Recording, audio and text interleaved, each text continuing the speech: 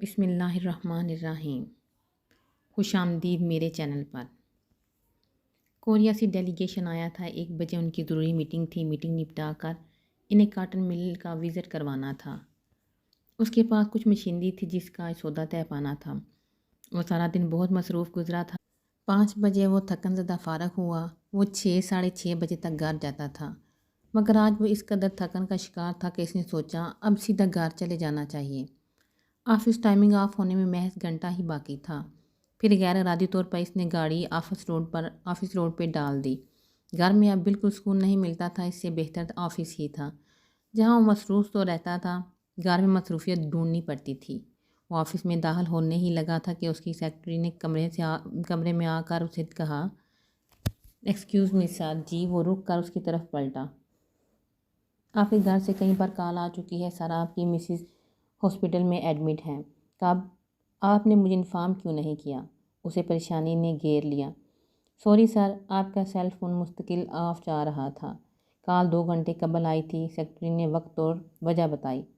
اوہ نو۔ وہ الٹے قدموں واپس مڑ گیا۔ اپنی مصروفیات کے پیش نظر اس نے موبائل آف کر دیا تھا۔ عام حالات میں ویسی بے احتیاطی کبھی نہ کرتا تھا۔ اس نے گاڑی کو فل اسپیڈ سے دوڑاتے ہوئے ڈاکٹر کو کال کی تھی۔ اس کی پرسنل اسسٹنٹ نے بتایا کہ وہ لیبر روم میں بزی ہے۔ مہام کی تکلیف کا سوچ کر اس کے حواس معطل ہو رہے تھے۔ در سے تڑپے اس نے میری راہ دیکھی ہوگی، اسے ہاسپٹل کون لایا ہوگا؟ شام تو خود کم فہم و ڈرپوک سی ہے، اسے کس نے سنبھالا ہوگا؟ متعدد سوالات اسے دماغ میں لیے وہ ہاسپٹل پہنچا تھا۔ ریسیپشن سے اسے پتہ چلا کہ مہام منصور کو بھی تھوڑی دیر پہلے ہی شفٹ کر دیا گیا ہے۔ پرائیویٹ روم نمبر پوچھ کر وہ بھاگتا ہوا پہنچا۔ اماں ہاجرہ روم کے باہر بینچ پر بیٹھی منہ میں کچھ پڑھ رہی تھیں۔ شام دوائی لینے گئی ہوئی تھی۔ اماں کیسی ہے ماہی؟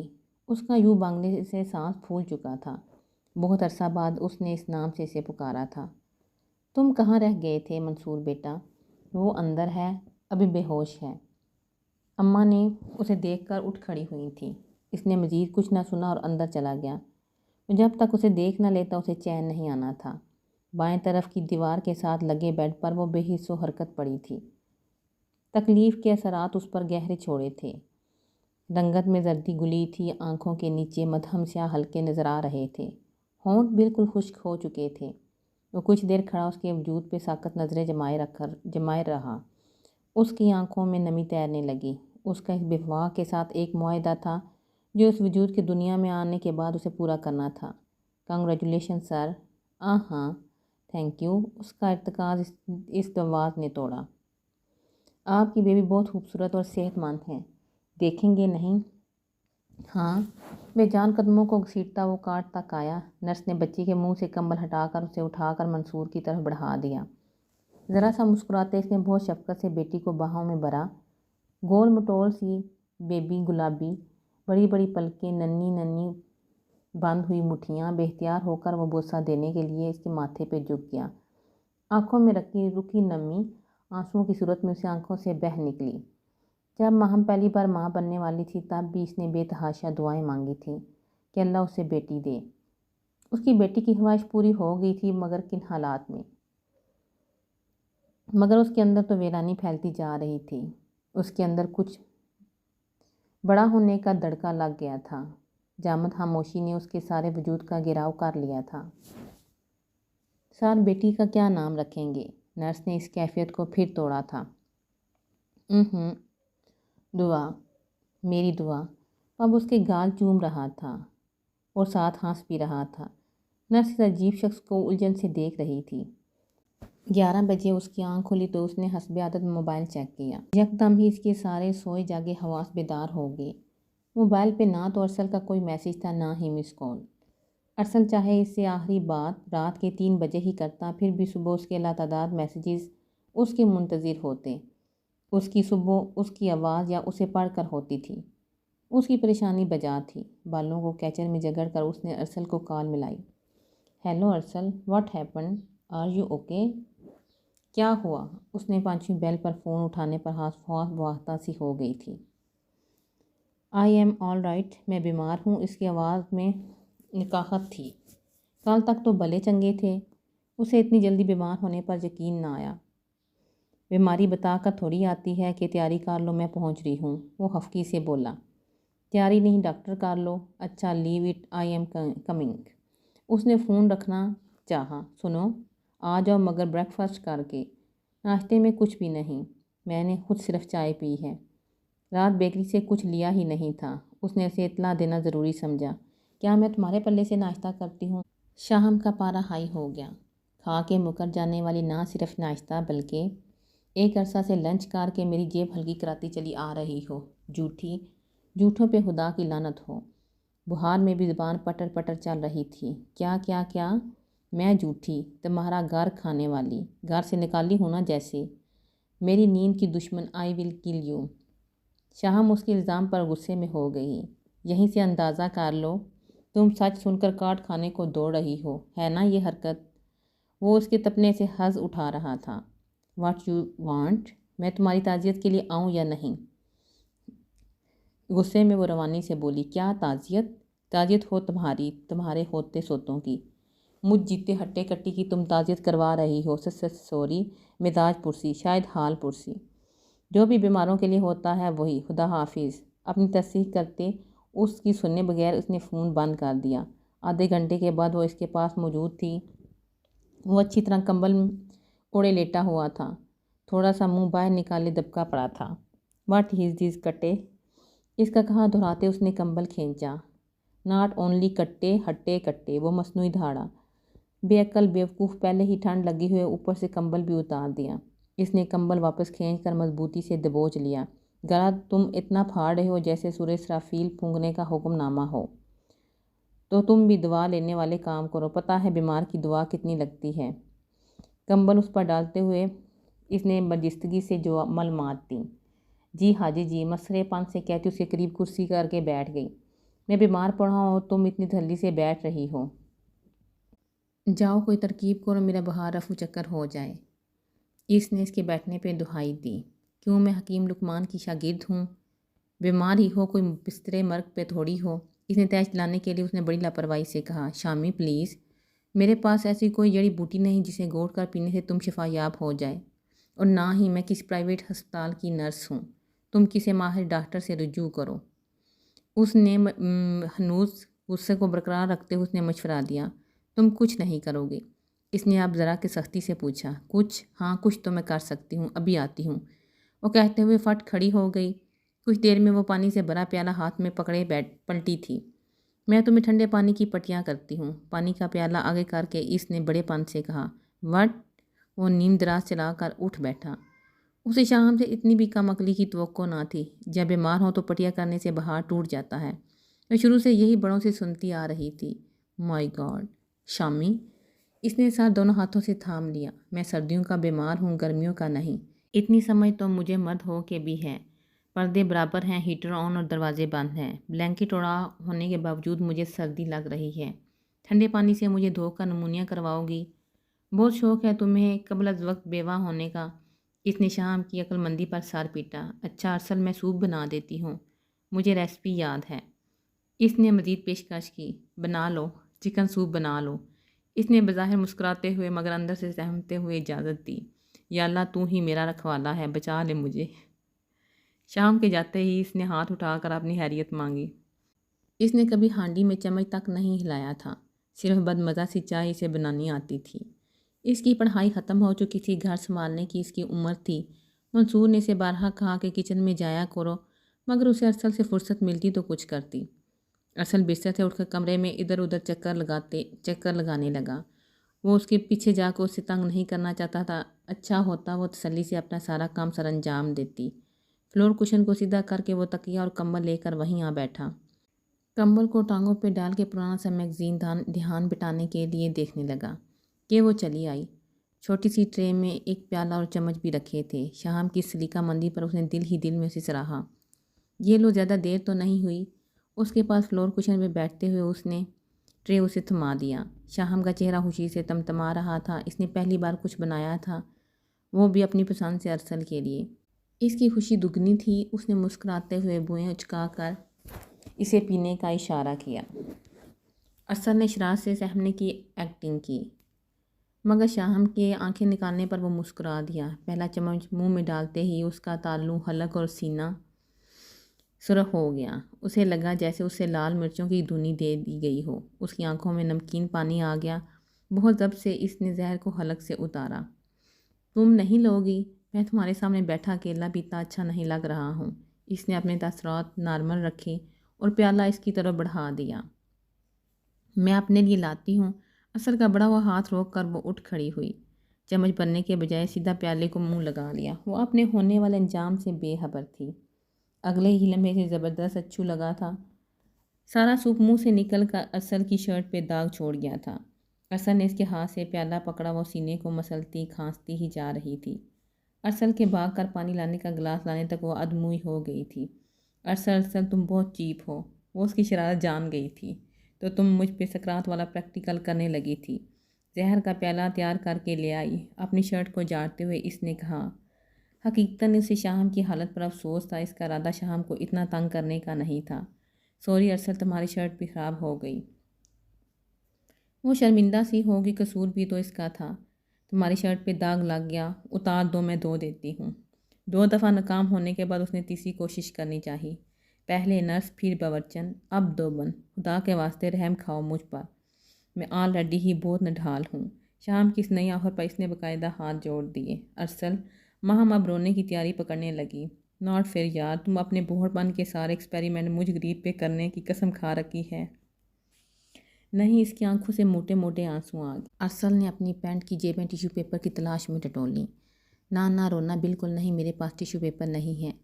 ویسے بھی تو داغ اچھے ہوتے ہیں۔ وہ کمرشل کی نقل کرتا بچہ ہی لگ رہا تھا۔ وہ بے اختیار ہنس دی۔ خوش رہا کرو گڈ گرل، تمہارا رونا مجھے بہت تکلیف دیتا ہے۔ ارسل، مجھے ایک تڑکا سا لگ گیا ہے کچھ ہو جانے کا۔ کچھ نہ کچھ غلط ضرور ہو جائے گا۔ ارسل کے برابر سے اٹھ کر سامنے بیٹھی وہ پوری سنجیدگی سے اپنا ڈر بتانے لگی۔ تمہیں ایسا لگتا ہے؟ اس کی آواز کافی دھیمی ہو گئی۔ ہاں، دعا جب سے ہوئی ہے وہ زیادہ وقت اس گڑیا کے ساتھ کھیلنے میں گزارتی۔ تب ہی اس نے ماہم اور منصور کے درمیان عجیب لاتعلقی کا احساس ہوا تھا۔ کچھ ایسا وہم ارسل کے لاشعور میں بھی تھا۔ کیا سوچ رہے ہو؟ اس نے گم سم ارسل کا بازو ہلایا۔ ہوں نہیں تو؟ وہ اسے اپنی کیفیت سے آگاہ نہ کر سکا۔ میں تمہارے لیے کچھ کھانے کو لے آؤں؟ وہ اس کی توجہ ہٹانے کو پوچھنے لگا۔ منصور نے بیٹی کی پیدائش پہ جشن کا ارادہ کیا ہوا تھا۔ بیٹوں کی پیدائش پر تو اس نے دونوں بیٹوں اور ماہم کا صدقہ دیا تھا۔ بیٹوں کے عقیقہ کیے تھے، فقیروں کو خیرات دی تھی، غریبوں اور مسکینوں کو کھانا کھلایا، ضرورت مندوں کو کپڑے اور پیسے دیے گئے تھے۔ ان کے گھر مہینہ بھر رونق لگی رہی تھی۔ اب حالات یکسر بدل گئے تھے۔ دعا 2 ماہ کی ہو گئی تھی، ابھی اس کا عقیقہ بھی نہیں ہوا تھا۔ صدقہ خیرات تو اس نے ہر باہر ہی کسی کو دے دیا تھا۔ ملازمین میں چہمگوئیاں ہو رہی تھیں۔ انہیں منصور کا اتنا روکھا رویہ الجھن میں ڈالے ہوئے تھا۔ منصور ماہم کا خاص خیال رکھا تھا۔ وہ اسے ٹائم پہ دوا دیتا تھا۔ بیٹی کے لیے گورننس اور اس کے لیے کل وقتی ملازمہ کا انتظام بھی تھا۔ وہ شام کو اس کے پاس بیٹھا، اس کا حال احوال دریافت کرتا۔ ماہم کو صرف ہاں اور نہ میں جواب دینا اسے بہت دکھی کرتا تھا۔ ابھی وہ کمرے میں تھا۔ وہ دونوں ایک دوسرے کو دیکھتے، نظریں چراتے، کچھ کہنے کی کوشش میں خاموش ادھر ادھر بنگلے جانگتے، کسی غیر ضروری سرگرمی میں مشغول ہو جاتے۔ ماہم اسے طلاق کا موضوع زیر بحث لانا چاہتی تھی۔ کاشا کا اس پہ روز بروز دباؤ بڑھتا جا رہا تھا۔ اس نے دوبارہ خلا کا مطالبہ نہیں کیا تھا، یعنی اسے منصور کی زبان پر بھروسہ تھا۔ اب اسے اپنا کہا نبھانا تھا۔ بیٹی پیدا ہوئے 2 ماہ ہو گئے تھے۔ منصور ماہم کی بڑھتی ہوئی بے چینی محسوس کر رہا تھا۔ وہ اپنی زبان کا پکا تھا، اپنا کہا بھولا نہیں تھا۔ محبت کرنے والے ہمیشہ خوش فہمی کے سمندر میں ڈبکیاں لگاتے ہیں۔ اسے سمندر میں ڈوبتے کسی تنکے کے سہارے کا انتظار تھا۔ اگر وہ اپنے فیصلے پر نظر ثانی کر کے اسے بدل دیتی، اس کے لیے اس محبت کی خاطر نہیں، اس کی محبت کی وقت ہی کیا تھی؟ بیٹوں کے لیے نہیں، بیٹی کی خاطر ہی رک جاتی تو کیا وہ اسے پھر سے چاہ سکے گا؟ اس کے رشتے میں جو بال آ چکا ہے وہ نکل سکے گا؟ بال رشتے میں تھا ماہم کے اتنا سب کرنے کے باوجود اس کی محبت میں کسی قسم کی کمی یا نفرت نہیں آئی تھی۔ اسے اب بھی 100% یقین تھا کہ اگر ماہم رک جائے تو وہ بہت جلدی اس کی طرف سے دل صاف کر لے گا، اس کی غلطی بھلا دے گا۔ اس کی محبت میں اتنی وسعت اور اتنی گنجائش تھی کہ اسے شک یا تنگ نظری کی بھینٹ نہیں چڑھا سکتا تھا۔ دوسری طرف ماہم مزید اس ناپسندیدہ بندھن کو نبھا نہیں سکتی تھی۔ اس کے لیے لمحہ لمحہ تکلیف دہ تھا۔ منصور کی اوڑی چپ اسے تنگ کرنے لگی تھی۔ وہ گلبرگ والا گھر اگر واپس لینا چاہو تو لے سکتے ہو۔ اس نے نکتہ اٹھا کر بحث کا آغاز کر دیا۔ حالانکہ کاشا اس سے کہہ چکا تھا کہ اس کے پاس کوئی رہائش نہیں، اس سے شادی کی صورت میں اسے اپنے موجودہ گھر سے بھی ہاتھ دھونے پڑیں گے، اور اسے امید دلائی تھی کہ وہ اسی گلبرگ والے گھر میں شفٹ ہو جائیں گے جو شادی کے بعد منصور نے اس کے نام کیا تھا۔ یہ اس کی محبت کا نذرانہ تھا، وہ صرف اسے جانچنے کے لیے یہ ذکر چھیڑ رہی تھی۔ منصور نے سانس روک کر اسے سنا۔ جن گھڑیوں سے وہ بچنا چاہتا تھا، آنکھیں بند کر کے بیٹھا تھا، وہ پل قریب آ گئے تھے۔ اس طرح اور بہت کچھ تمہاری طرف نکلتا ہے، لینے پہ آ جاؤں تو کیا کیا واپس کرو گی؟ ماہم خاموش رہی تھی۔ کچھ بھی دینے کی ضرورت نہیں، بلکہ مزید جو کچھ چاہے لے سکتی ہو۔ ماہم کی طرف سے خاموشی پا کر وہ پھر بولا۔ اسے کہیں یہ خوش فہمی تھی کہ وہ کہے گی مجھے میرے بیٹے دے دو، نہیں تو پھر بیٹی ہی دے دو۔ میری 2 ماہ کی معصوم بیٹی ہے، میں ماں ہوں، اس کو جنم دیا ہے، اس کے بغیر میں کیسے رہوں گی؟ بیٹی کی رکھوالی صرف ماں ہی کر سکتی ہے۔ وہ اسی طرح کے کچھ جذباتی جملے بچوں کے حوالے سے سننے کا منتظر تھا۔ ماہم کے نزدیک اس گھر میں جتنی غیر ضروری اور فضول چیزیں تھیں، ان میں بچے بھی سر فہرست تھے۔ ماہم منصور کی فہم و فراست کو مد نظر رکھتے بچے اسے سونپ کر بہت بے فکر تھی۔ بے بہا دولت، عیش و عشرت، گاڑی، بنگلہ، بینس، نوکر چاکر جسمانی سکون تو دے سکتے ہیں، دلی، ذہنی اور روحانی سکون نہیں۔ ماہم اسے کنکھیوں سے دیکھتی سن رہی تھی۔ وہ لاکھ اس سے بیزار اور بدگمان سہی، اتنا تو اسے جانتی تھی کہ اسے یہ سب اسے سنانے یا طنز کرنے کو نہیں کہہ رہا۔ صرف محبت سکون دیتی ہے، اندر تک شانت کرتی ہے۔ تم کیا کہو گی؟ منصور نے ہاتھوں کو تکتی ماہم سے پوچھا۔ اس نے اس کا نام پکارنا چھوڑ دیا تھا۔ میں یک طرفہ محبت کی قائل نہیں ہوں۔ اس نے جھگڑا ہی سمیٹ ڈالا۔ یہی یک طرفہ محبت و فساد کی جڑ تھی، منصور کی محبت ماہم سے۔ یہ پاسبل نہیں ہے کہ ہر میاں بیوی میں محبت بھی ہو۔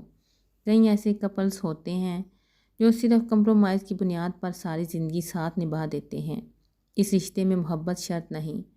بہت سے لڑکے لڑکیاں صرف ماں باپ کی رضامندی پہ ایک دوسرے کو دیکھے بغیر حامی بھی بھر لیتے ہیں۔ محبت نہ بھی ہو تو رشتے برقرار رہتے ہیں۔ ماہم کو منصور کی اس ساری گفتگو سے چڑ ہونے لگی۔ وہ اسے کیا بتانا چاہ رہا تھا کہ محبت کی کوئی اہمیت نہیں؟ تم خود پر جبر کرو، سمجھوتا کرو، قربانی دو، اس رشتے اور اولاد کے لیے ساری زندگی میرے ساتھ اسی جہنم میں گزار دو۔ آئی تھنک ان سب باتوں کا کوئی فائدہ نہیں۔ ہمارے درمیان سب یہ طے ہے۔ اس نے کھوئے ہوئے منصور کو یاد دلایا۔ تمہیں جانے کی جلدی ہے۔ اس نے اصل سرا پکڑا۔ ماہم کے موبائل کی بیپ ہونے لگی۔ اسکرین پہ کاشف کالنگ چمک رہا تھا۔ موبائل تھامے اٹھ کھڑی ہوئی۔ کاشف کی کال آلریڈی بہت لیٹ ہو چکی ہوں۔ آئی ہوپ تم مزید انتظار نہیں کرواؤ گے اب۔ I have to go now. اسپاٹ لہجے میں وہ اپنا آخری فیصلہ سناتی منصور کو بالکل خالی ہاتھ خالی دل چھوڑ کر کمرے سے باہر چلی گئی۔ وہ بہت دیر یوں ہی گم سم بیٹھا رہا۔ اسے اپنی سماعتوں ماہم کی دلیری پر بے یقینی سی لگ رہی تھی۔ اس نے اٹھ کر کھڑکی کھول دی۔ آسمان پر ٹھٹرتا بادلوں سے خوف زدہ ہوتا آسمان، اور پھر ان بادلوں کی اوٹ میں چھپتا نکلتا چاند بالکل اپنے جیسا تھا۔ شاید بارش ہو جائے۔ آسمان کو تکتے وہ اندازاً بڑبڑایا۔ کھڑکی سے ہٹ کر بیڈ پر آ کر دراز ہو گیا۔ آنکھوں پہ بازو رکھے وہ سونے کی ناکام کوشش کرنے لگا، اور خود کو یہ باور کروا رہا تھا یہ سب ہونا ہی تھا۔ اس سے آگے کا لاہے عمل کیا ہوگا؟ وہ اپنے وکیل سے ملے گا، اسے کیسے ساری بات بتائے گا؟ ماہم چلی گئی، بچوں کا کیا بنے گا؟ میں کیسے جی پاؤں گا؟ بہت سے سوالات اسے بے چین کر رہے تھے، جبکہ وہ نیند کی آغوش میں جانا چاہتا تھا۔ نیند اسے بھلا کیسے آ سکتی تھی؟ اس کے دماغ میں چند سال قبل ماہم سے کی گئی ملاقات کی یاد دستک دینے لگی۔ اس کا باپ خطیب رضا ایک لائق اسٹوڈنٹ تھا۔ وہ اسکالرشپ کے بل بوتے پر انگلینڈ آیا تھا، جہاں جاب کی تعلیم مکمل کر کے وہ لندن چلا گیا۔ وہیں اس نے ایک مسلم گھرانے کی لڑکی سے پسند کی شادی کر لی۔ شادی کے 2 سال بعد اللہ نے انہیں اولاد جیسی نعمت سے نوازا، جس کا نام انہوں نے منصور رکھا۔ منصور کی پیدائش کے بعد اس کی ماں بہت بیمار رہنے لگی۔ اس کے باپ نے بہت علاج کروایا مگر خدا کو کچھ اور ہی منظور تھا۔ منصور 5 سال کا تھا کہ اس کی ماں چل بسی۔ خطیب رضا نے بیوی کے بعد خود کو ہر طرح سے منصور میں مصروف کر لیا۔ وہ اپنے نقش قدم پر چلاتے ہوئے ایک بہترین اسٹوڈنٹ اور اچھا انسان دیکھنا چاہتے تھے۔ اس کی تربیت کے لیے انہوں نے ایک بنگالی اڈھیر عمر کی عورت کا انتظام کر لیا تھا جو تنہائی کا شکار تھی۔ بیٹے کی بہترین تعلیم و تربیت نے انہیں کبھی پاکستان شفٹ نہ ہونے دیا۔ 2-3 سال کے وقفے سے وہ منصور کے ساتھ اپنے بھائی زہیب رضا سے ملنے آتے۔ زہیب خطیب سے بڑے تھے۔ وہ گورنمنٹ کالج میں اپنے پیشے سے پروفیسر تھے۔ ان کی کوئی اولاد نہ تھی۔ انہوں نے اپنے چھوٹے بھائی کی تعلیم کے لیے دن رات محنت کی تھی، اسے اپنے پیروں پہ کھڑا کر دیا تھا۔ خطیب رضا کو اسکالرشپ کے بعد انہیں لگا کہ اتنے سالوں کے اپنے بھائی کے لیے کی گئی کوشش ضائع نہیں گئی تھی۔ خطیب کی وہاں پر شادی، پھر بیوی کی وفات۔ وہ چاہتے تھے وہ پاکستان شفٹ ہو جائے مگر وہ نہ مانے۔ اب کہیں جا کر وہ مکمل طور پر اسٹیبلش ہوئے تھے۔ واپسی کا راستہ اب ان کے لیے ناممکن تھا، البتہ وہ اپنے بھائی کی محبت اور احسانات کو کبھی نہ بھولے تھے۔ خطیب رضا کے احسانات اتارنے کے لیے انہیں باٹی کی تنگ گلیوں سے اٹھا کر ڈیفینس میں لا بٹھایا۔ جب اللہ نے انہیں 12 سال بعد بیٹی کی رحمت سے نوازا تب تک منصور 4-5 سال کا ہو چکا تھا۔ منصور آخری دفعہ 17 سال کی عمر میں پاکستان آیا تھا جب ماہم کی والدہ کی ڈیتھ ہو گئی تھی۔ ماہم 13 اور شاہم 8 برس کی تھی۔ ماہم کو اپنی ماما کے لیے ہر وقت روتا دیکھ کر وہ حیران ہوتا۔ وہ سوچتا لڑکیاں اتنا کیسے رو لیتی ہیں۔ پھر وہ اپنی تعلیم میں اس قدر مصروف ہوا کہ دوبارہ پاکستان نہ آ سکا۔ تعلیم مکمل کر کے اس نے اپنے بابا کا بزنس سنبھال لیا۔ وہ جاب کا خواہشمند تھا مگر بابا کی ناسازگار طبیعت نے اسے یہ کرنے نہ دیا۔ خطیب رضا آخری وقت اپنے بھائی کی ہمراہی میں اپنے وطن کی سرزمین پہ گزار کے وہیں دفن ہونا چاہتے تھے، لیکن منصور اس کے لیے تیار نہیں تھا۔ وہ ان کے علاج میں کسی قسم کی کوتاہی برداشت نہیں کر سکتا تھا۔ اس کا واحد سہارا اس کا باپ تھا۔ وہ ان کے علاج میں کسی قسم کی کوتاہی برداشت نہیں کر سکتا تھا۔ انہی دنوں منصور کو پاکستان سے اپنے تایا ابو کی مرنے کی خبر ملی۔ ماہم کے والد کو ہارٹ اٹیک ہوا تھا۔ خطیب رضا کو آج تک اپنے بھائی کی قربانیاں یاد تھیں۔ بھائی کے وفات نے ان کے بوڑھے اعصاب پر برا اثر چھوڑا تھا۔ انہیں سانس لینے میں کافی دشواری ہونے لگی تھی۔ اسی بات کا منصور کو ڈر تھا۔ وہ 4 دن ہاسپٹل میں ایڈمٹ رہے۔ گھر شفٹ ہونے پر انہوں نے رٹ لگا لی تھی کہ انہیں بھتیجیوں کے پاس جانا ہے۔ ڈاکٹر نے ان کی طبیعت کی ناسازی کے باعث سفر کرنے سے منع کر دیا۔ منصور باپ کی ضد سے بہت اپسیٹ تھا۔ بالآخر انہوں نے بحث مباحثے کے بعد یہ طے کیا کہ منصور چلا جائے۔ وہ بابا کے سامنے مجبور تھا۔ انہوں نے سیٹ بک کروا دی تھی۔ اس نے 1 ماہ رہنے کا سنا تو حیران رہ گیا۔ خطیب رضا نے انہیں سختی سے تاکید کی تھی، جوان بچیاں اکیلی ہیں، انہیں تسلی دلاسا دینا، ان کی رکھوالی کا کوئی محفوظ بندوبست کرنا۔ جیسے ہی ڈاکٹر پرمیشن دیں گے میں مستقل پاکستان شفٹ ہو جاؤں گا۔ آخری رات جب صبح اس کی فلائٹ تھی وہ اس سے آدھی رات تک باتیں کرتا رہا اور ساتھ چھوٹی چھوٹی نصیحتیں کرتا رہا۔ دوائیں کھلانے کے بعد ان پر کمبل درست کر کے جانے والا تھا۔ انہوں نے اس کا ہاتھ پکڑ کر پھر سے پاس بٹھا لیا۔ جو بات انہوں نے کہی وہ اس کے قطعاً وہم و گمان میں نہیں تھی۔ 2 سال قبل میں پاکستان گیا تھا تو زہیب بھائی کی ماہم بڑی ہو گئی تھی۔ بہت خوبصورت اور اچھی بچی ہے۔ میں اسے تمہارے لیے اپنی بیٹی بنانے کا سوچ رہا ہوں۔ تم بھی اس کے متعلق سوچنا۔ کوئی زور زبردستی نہیں۔ تمہاری خوشی مجھے ہر چیز سے بڑھ کر ہے۔ وہ خاموشی سے ان کے پاس سے اٹھ گیا۔ اگر بابا کو اس کی خوشی ہر چیز سے بڑھ کر ہے تو وہ بھی ان کو مایوس نہیں کر سکتا تھا۔ اپنی ماما کے لیے روتی 13 سال کی کم سن سی بچی، کیا وہ اپنے بابا کے لیے بھی اسی طرح روتی ہوگی؟ بے اختیار اس نے سوچا، لاہور ایئرپورٹ پر اسے کون لینے آتا؟ اسے تقریباً رستے یاد تھے، مکمل ایڈریس بھی موجود تھا۔ ڈیفینس سوسائٹی میں گھر ڈھونڈنا کون سا مشکل کام ہے؟ وہ کیب سے بآسانی مطلوبہ منزل پر پہنچ چکا تھا۔ اس نے بیل پہ انگلی رکھی۔ بیل شاید خراب تھی۔ اس نے چھوٹے گیٹ پر دستک دینا چاہی تو وہ کھلتا چلا گیا۔ وہ تھوڑا سا حیران ہوتا اندر گیا۔ جوان لڑکیوں کا اکیلے اور گیٹ کا کھلا ملنا اسے یہ لاپرواہی اچھی نہیں لگی تھی۔ پاکستان کے حالات نیوز پیپر اور مختلف چینلز پہ دیکھتا رہتا تھا۔ وسیع اور رضوان کو سنگ مرمر کی روش 2 حصوں میں تقسیم کرتی تھی۔ بائیں طرف پوچھ تھا اور دائیں طرف داخلی حصہ شروع ہوتا تھا۔ یہ گھر اس کے باپ کا تھا، ان کے نام تھا، مگر اس کے تایا ابو برسوں سے یہیں رہ رہے تھے۔ اس کے علاوہ لاہور میں بھی ان کے کئی اور جائیداد اور گھر تھے جن کی رکھوالی زہیب رضا ہی کرتے تھے۔ داخلی دروازے کے باہر گول خوبصورت سا برآمدہ تھا جس کے چاروں طرف گملے رکھے تھے۔ برآمدے کے پلر سے بیلیں لپٹی ہوئی تھیں۔ برآمدے کے بیرونی 4-5 سیڑھیوں پر پلر سے ٹیک لگائے وہ بڑی سوگوار سی حالت میں بیٹھی تھی۔ آنکھیں رگڑنے سے سرخ اور سوجی ہوئی تھیں، ناک پونچھ پونچھ کر سرخ ہو گئی تھی، گالوں کا رنگ بھی اور آنکھوں اور ناک کے ہم رنگ ہو رہا تھا۔ کندھے سے تھوڑا نیچے بالوں کو کئی دن سے برش کرنے کی زحمت نہیں کی گئی تھی کیونکہ بینڈز میں گنتی کے صرف 3-4 بال ہی جگڑے تھے، باقی کے بال دونوں طرف میں بکھرے الجھے ہوئے تھے۔ اس کے کپڑوں کی حالت بھی کافی خراب تھی۔ وہ اپنی جگہ پہ جمع اس کا ماتم کا نام بدھ کو مخاطب کرے یا نہ کرے کے بارے میں گو مگو تھا کہ اندر سے ایک 17-18 سال کی لڑکی اپنے دھیان میں باہر آئی۔ اٹھے نا آپ بھی، کب تک یوں ہی بیٹھی رہیں گی؟ آپ نے کل سے کچھ نہیں کھایا۔ مجھے بھوک لگ رہی ہے۔ میں آپ کے بغیر نہیں کھاؤں گی۔ وہ بچوں کی طرح منہ بسورتے اسے بازو سے پکڑ کر ہلا رہی تھی۔ اس کے ساکت وجود میں ذرا بھی حرکت نہ ہوئی بلکہ وہ رونے لگی۔